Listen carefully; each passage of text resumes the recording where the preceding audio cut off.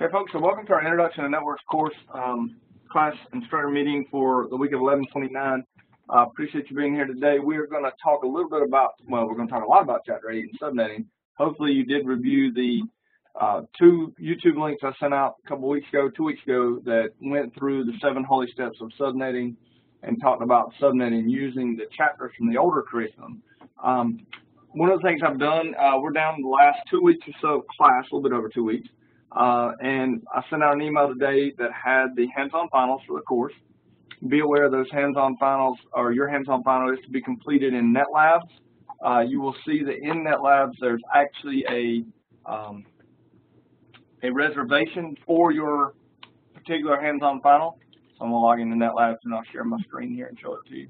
Okay. I was like, where's your screen? Okay. Yeah, I haven't. No, that's fine. I didn't know if I was missing something. I haven't shared it yet. Right, I'll share it right now.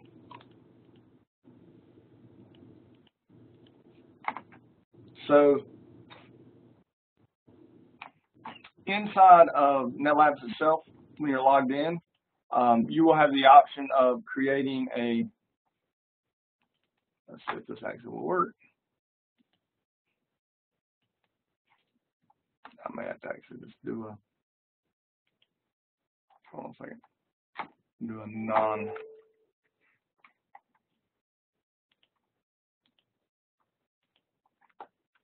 I don't usually use Firefox. It's not one of my favorite browsers.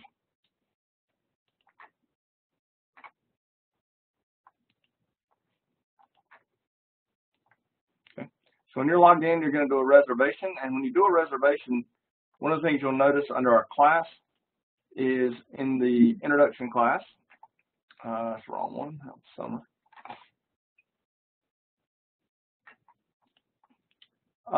When you go to do your reservation, at the bottom there's a reservation that is for the skills assessment.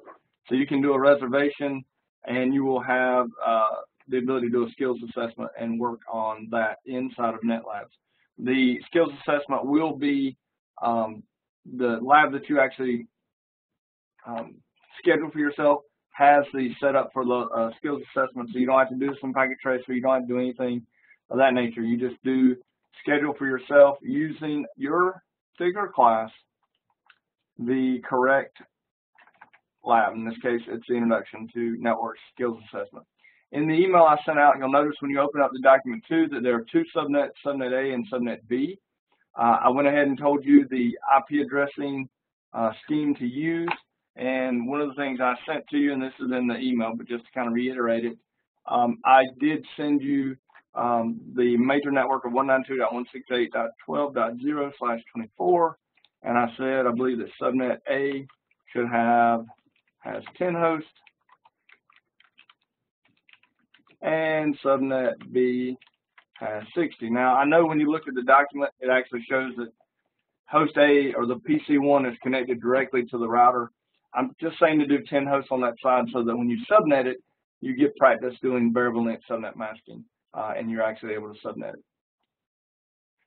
So that is a little bit of information on your hands-on final that is due before you can pass the class. That is an absolute requirement, no exceptions. If you do not complete the hands-on final successfully, you do not pass this course and you will not be accredited to move on to routing and switching essentials.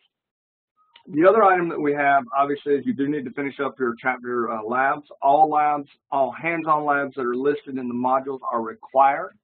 So again, when you go to the class and you see in the class itself anything that is listed as a lab underneath a particular item, so when we go in and look under labs, these are absolutely required and must be completed. Those that have NetLabs, corresponding labs with them, must be completed in NetLabs. For packet tracer, again, we do 1 to 2 packet tracers per chapter, and that will satisfy that requirement. Now, obviously, if you have more time, do them all, but I will be fine with you doing 1 or 2 of them. The other thing, one of the final things you need to do is the final exam, as I said in my email. But before you can take the final exam, you must do the course feedback. It will not let you take the final exam. The system will not let you do the course feedback. So be aware of that that is available and necessary for you. I don't really know what In the world has happened here? How I ended up with multiple.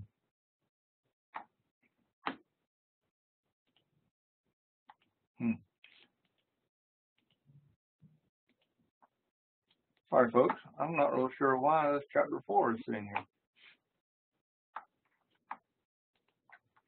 Chapter 5 is the same way.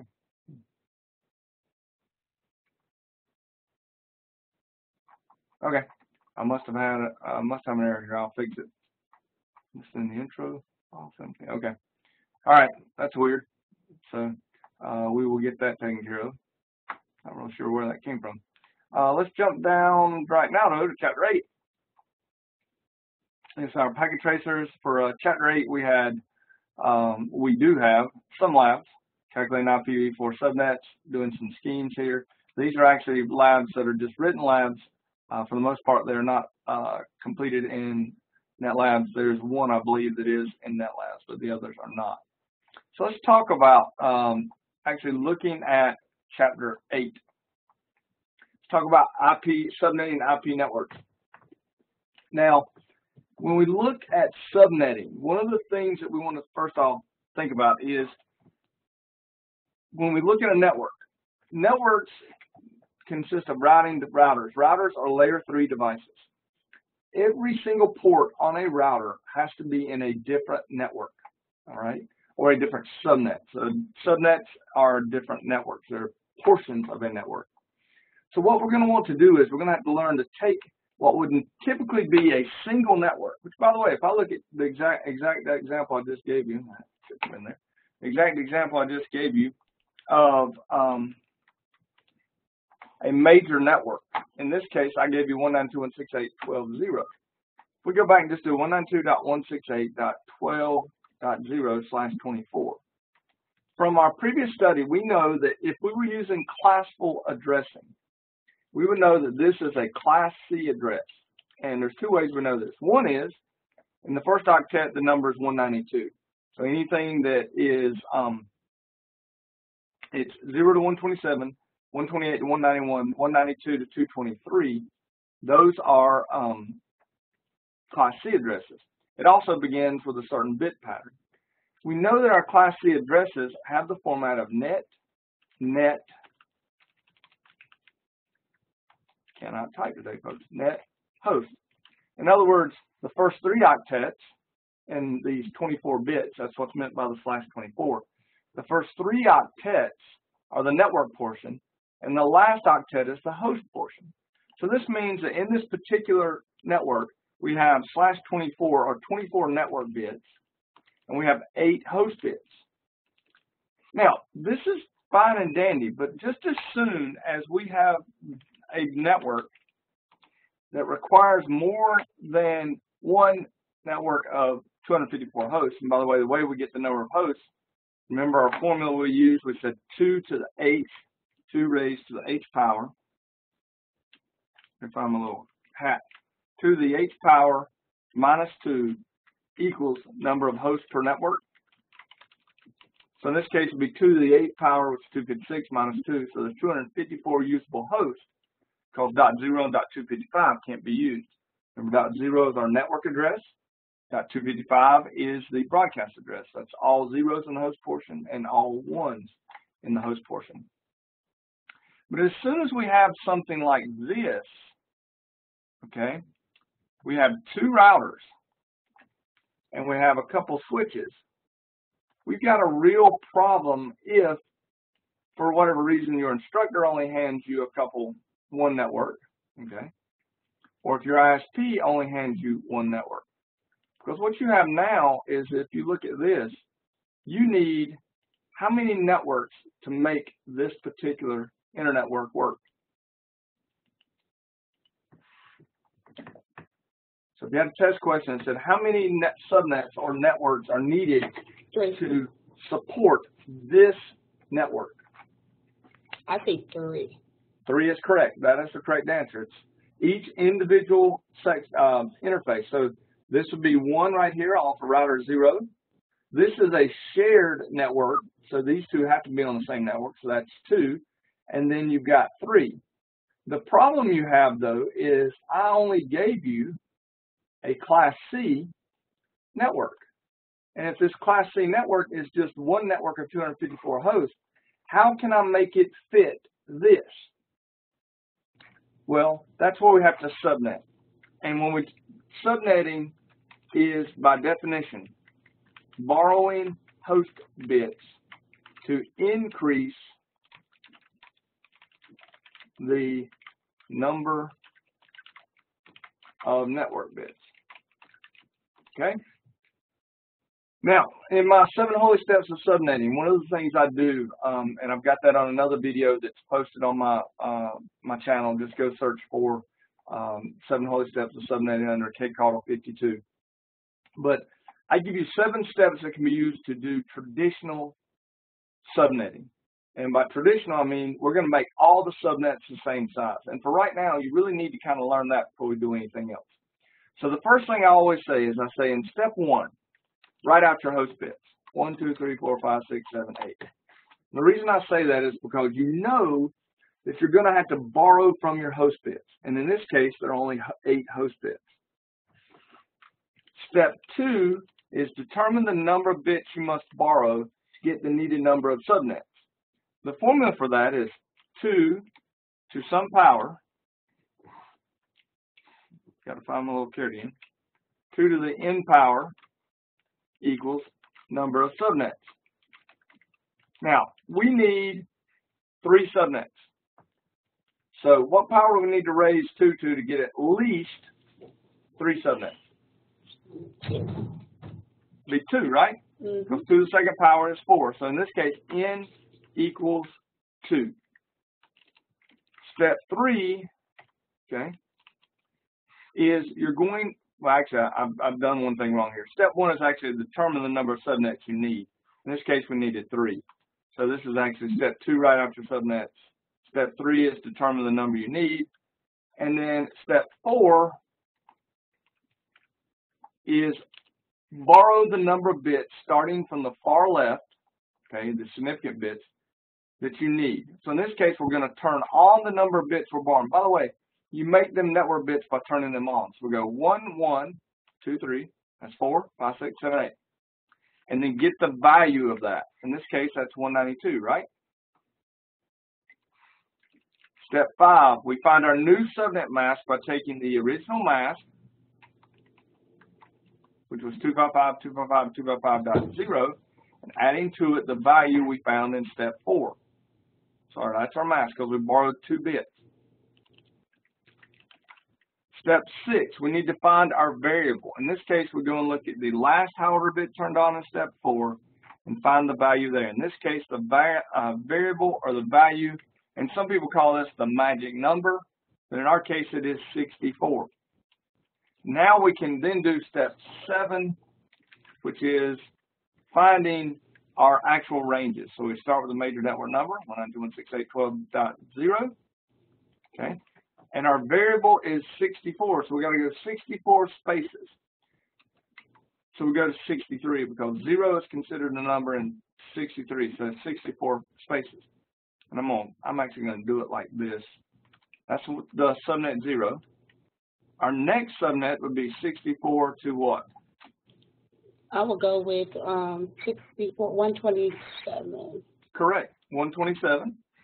And 192.168.12.128 to 191. 191, yep.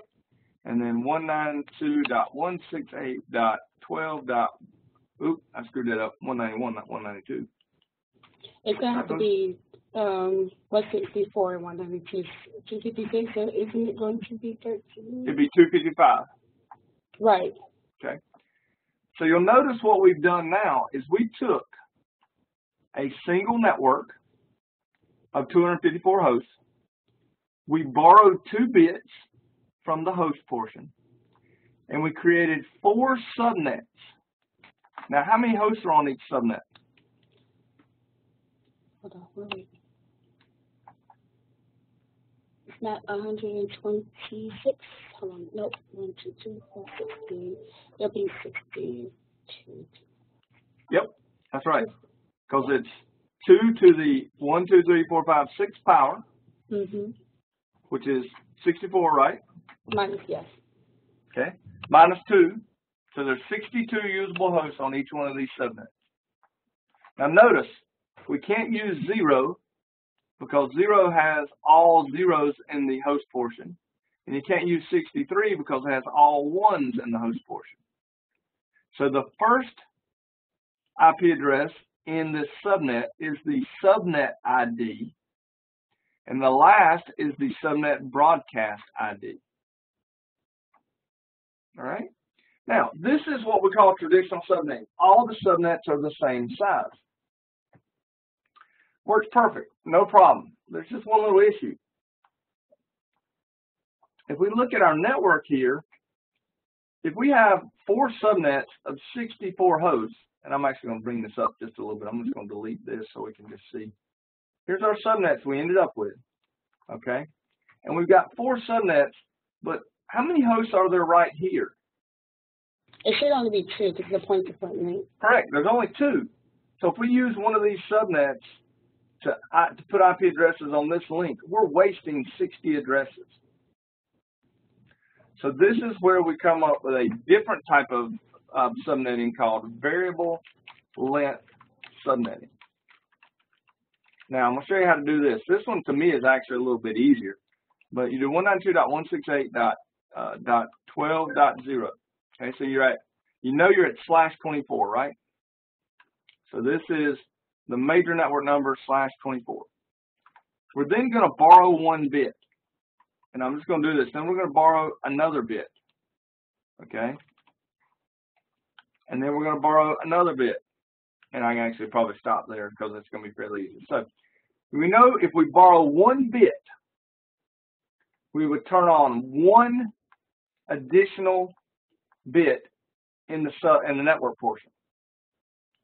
If that is the case, our variable would not be 64, it would be 128. So if you turn on 1 bit, you're going to create 2 subnets, 0 to 127 and 128 to 255. So in other words, you took this one major network, you borrowed 1 bit and broke it in half by the variable when you borrow 1 bit. All right.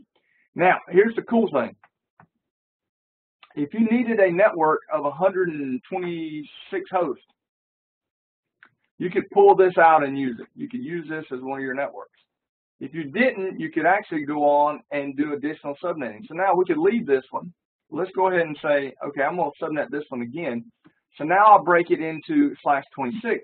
So I'm going to break the 0 to 127. I'm actually going to put a space here. I'm going to break it down into, 0 to 63 and 64 to 127. So you see now I took this subnet and subnetted it again. And that's what VLSM is. Variable length subnet masking is taking a subnet and subnetting it again. Now this is still too big. We still don't need this much because we only need a /2 hosts here, so we need a /30. So I'm going to kind of skip out here. We could do this. Well, we can go ahead and do it if you want to. We just come out here /27. This becomes 0 to 31 and 32 to 63. And then we can go to /28. Okay, now our variable is 15. So this becomes 0 to 15 and 16 to 31. You notice we're just breaking it down by each of the variables at that particular space. So that's 15, this would be 8, so 0 to 7, and 8 to 15. And then finally now we're all the way down to /30, which by the way, if you did /30, you're going to find that the magic number or the variable is 4. And now you can take this one and break it into 0 to 3 and 4 to 7. And you'll notice that once you get all the way down here, there's only 2 usable host addresses because there's only 2 host bits left. So you'll never be able to borrow more than 30 bits or never have more than 30 bits in an IPv4 subnet mask, because otherwise you won't have any useful host. So now you could use this and use .1 on this side and .2 on this side. And if you did that, then this would become, all of this through here would become unusable as additional subnets because the 03 is included in all of these. But there's no reason you can't pull this out and use it, or pull this out and use it if you need a bigger subnet.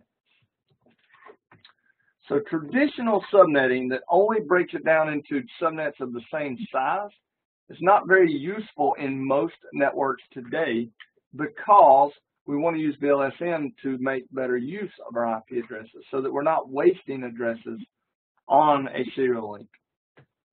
Does that make sense? Yes. Okay. So let's kind of look and see the way they do it. They do it a little bit. They talk about large broadcast domains and reasons for wanting to do subnetting. I agree with that. Those large domains are a problem. They do cause issues. But what we're going to want to do is more than just large broadcast domains. We're wanting to do this to do segmentation of our network for security purposes, segmentation for broadcast purposes, and just segmentation to make our networks more functional. Here they're showing you the traditional class A, B, and C mask. Okay, the number of hosts on each one of those. And I don't know why this is not showing. Maybe it's because Flash is causing problems now.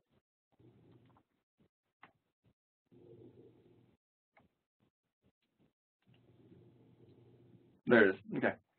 So here, this is an example of classless subnetting. In other words, we're just going to borrow them out just like I said before. So you could borrow 1 bit and you end up with 2 subnets, 126 hosts. Borrow 2 bits, you end up with 4, and so on and so forth. You can also just grab those particular parts and start pulling out what you want. And that's where they're talking about the magic number here, finding the last high order. I call it the last high order bit turned on, so it's the bit from left to right. And that's the number you use to create your subnet ranges. So we're going to look at an example here. And why is that not loading? Hold on.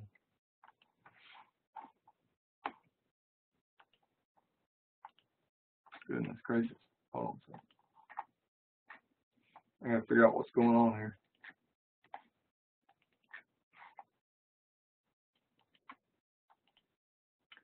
Anybody else been having any trouble with Flash? First issue I've had with it. Yes, like I was telling you, I can only use it in, sometimes it comes up in Firefox. I have to switch browsers sometimes, depending on what network I'm on. So let me get in here.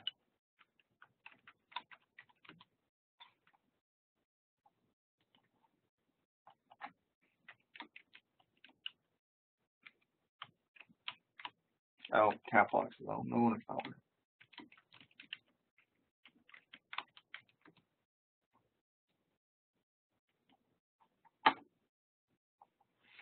Let me jump back in here, see if I can get it.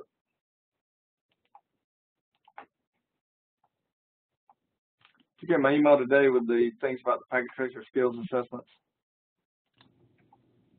I did. Okay.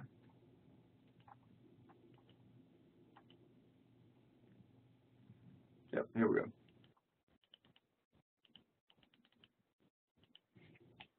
All right, let me share this now. Okay, so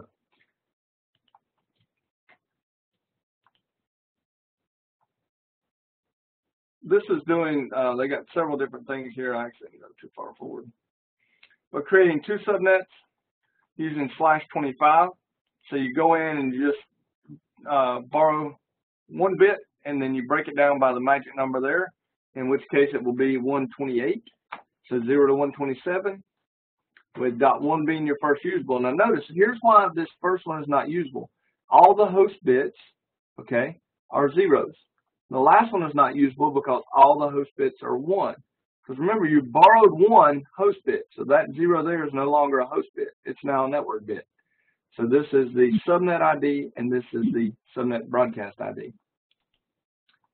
The other network would be 128 to 255, just like I showed you. And then you could assign those to interfaces. No problem. You could just put them on an interface.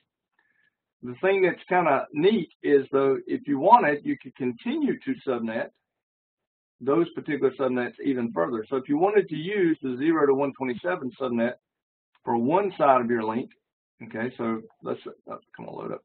Say for the gig 0100, you could use that, and then you could take the other subnet and break it down even further if you needed to. So you can take, with VLSM, you can take your addressing scheme and make it match what you actually need on your network, which is much more efficient.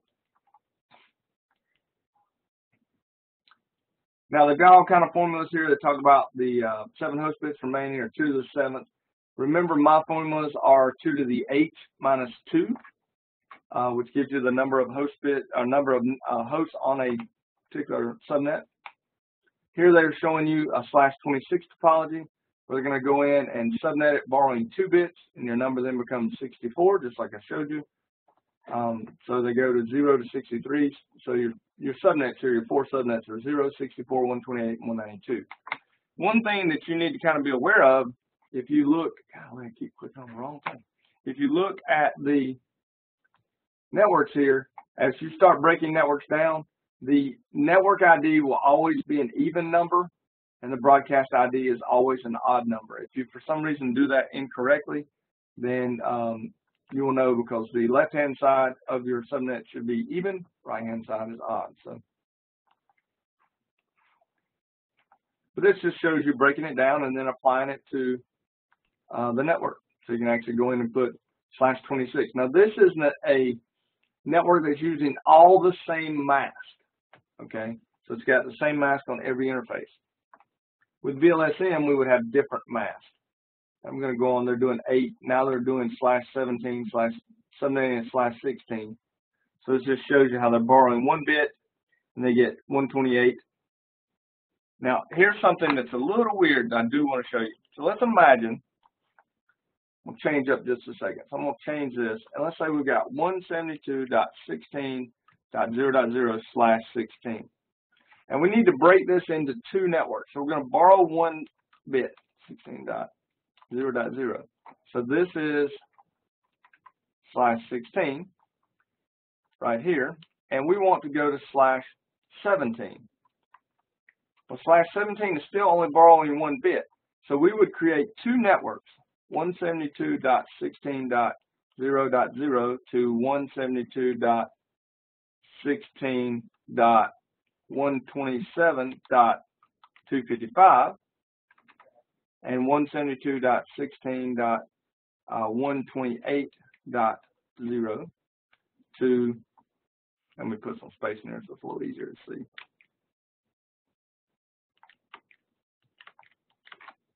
(172.16.255.255).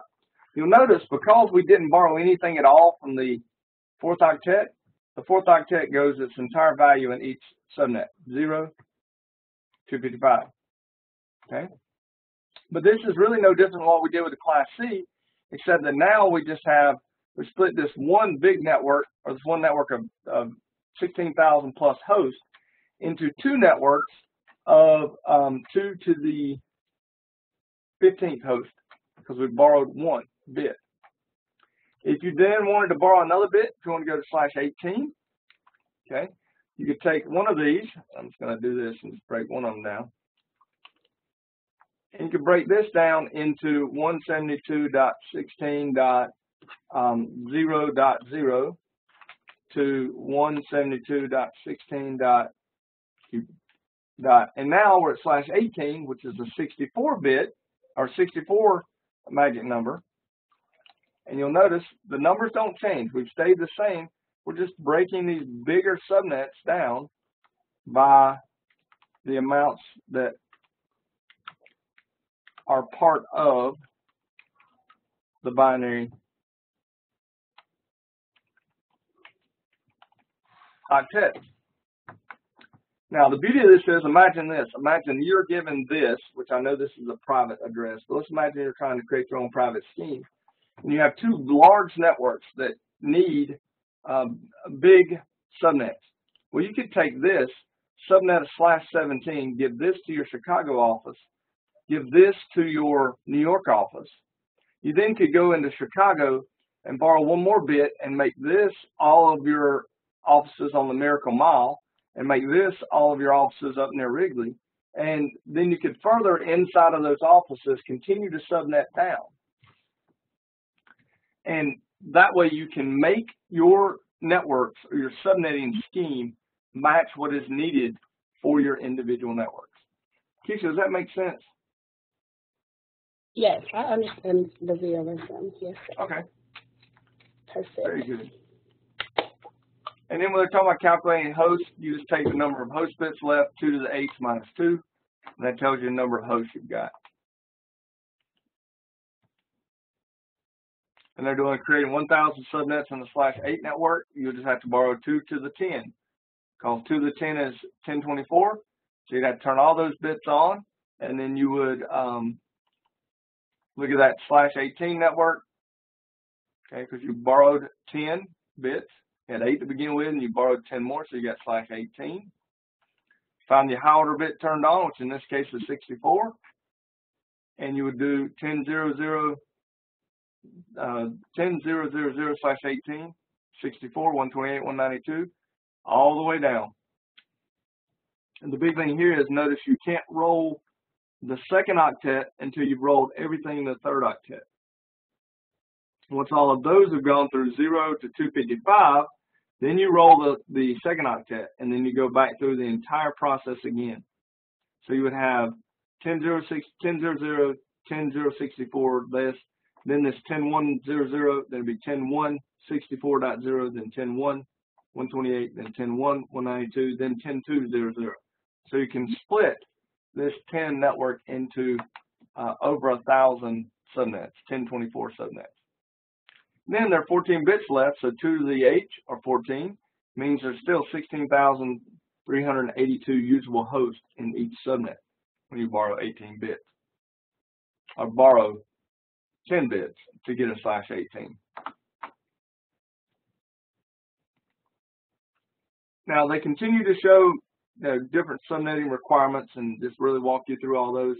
The big thing about the networking requirements is be aware that every port on a router requires its own subnet. Also be aware that they were talking about traditional subnetting there and how it wastes addresses. Okay, we just talked about that already. So we won't deal with that. We'll just basic VLSM we've talked about. One of the things I do teach people, and they teach in the class, is they teach to find your biggest subnets first with VLSM. They also in this curriculum teach you to pull the first couple of subnets out and use those for your host. In the real world, we normally keep, well, everybody I've seen normally keeps these first ranges here available for their /30s. So be aware of that. I've seen them do that in a lot of their different examples, and it's fine, but it's not how the real world's going to do it. They're going to actually pull out, leave the first couple ones so that they don't have the they have this pretty easy to know what the .0, .4, etc. for those subnet or point-to-point links. Okay, assigning IP addresses to your host depends completely on your network. Some networks give the first addresses to the first address in the subnet to the router interface. Some give the last address. Typically, it's the first address that I've seen assigned to the router interface, and then the host is given some address beyond that. Depending on how big the networks are, many times there are some reserved addresses inside of the ranges. You see here on their particular example, they're giving the host devices .1 through .229, and then .230 to .39. Say most of what I've seen, and I could be wrong, but most of the networks I've seen use the low numbers for their routers and hosts such as servers that need addresses, and then they go up and assign IP addresses above, say, .20 or 30 if it's a /24 to host. So I think the curriculum kind of teaches that a little bit backwards, but be aware it depends completely on your environment. It makes no difference at all what the curriculum says. It's when you get out in the real world what your environment wants you to do. So subnetting in IPv4 is fairly complicated. Subnetting in IPv6 is extremely easy because the way it works is the ISP is going to give you a /48 prefix, which means out of the /64 network portion, you have a 16-bit subnet ID that you can use. And you're literally going to use subnet 0, 1, 2, 3, 4, 5, etc. So, for instance, let's imagine using our numbers from 2001 :DB8 :ACAD /48. So let's imagine that's what I got. All right. So we've got, an entire 16 bits available. If we wanted to subnet this, we could do 2001 :DB8 :ACAD :0 /64. Then we could do, and we'll just paste these because it's a whole lot easier for me to do this. Oops.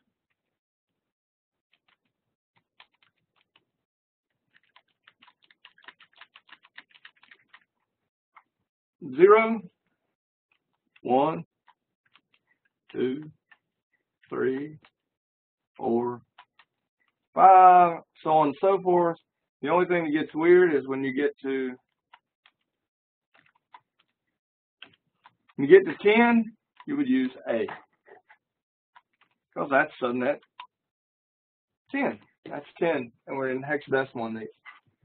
So if someone actually asks you to use subnet A or subnet B, you can literally use 2001 :DB8 :ACAD :A::. The first usable IP address that could be assigned here will be 2001 :DB8 :ACAD :A::1 /64. That'd be your first usable IP address. .1, .2, .3, etc. Because you still have your /64 host portion. That's it when it comes to subnetting IPv6. It is so much simpler than trying to do IPv4. Because all you have to do is this. You literally have 65,534 subnets. Here's the crazy thing. Using the specification they actually want to use, we are supposed to be given in our home /48 networks, and then you will have 65,534 subnets that you can then assign at your house, and each one of those will have 2 to the 64th number of hosts on it. That's a lot of addresses. I think they'll probably change that as we move along, but right now that's pretty much the way they're going to do it. So that is Chapter 8. That is subnetting. That is looking at how we do subnetting and how subnet addresses are assigned and just subnetting in general. Cool. Do you have any questions? I don't. I already did the labs and stuff, so I don't have any other questions. Let me stop the recording real quick.